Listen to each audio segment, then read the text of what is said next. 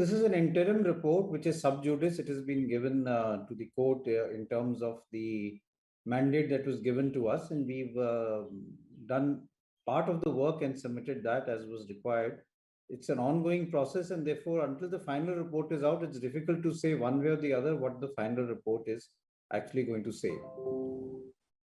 So, sir, basically, as it was stated that there was a discrepancy or there was exaggeration of at least a 4 times exaggeration. So, was it written or was it mentioned in the report, or what is, because that is what the controversy has been surrounded with. So, I just want to clear it off, sir.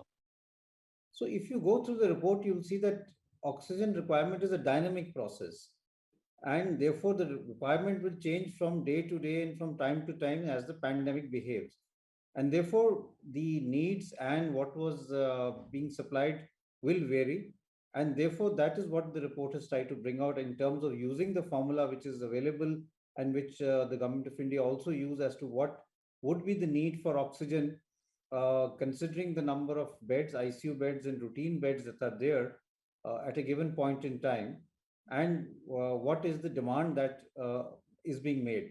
So that calculation has also been shown in the report, and the table also shows what was the actual consumption and what was the demand made.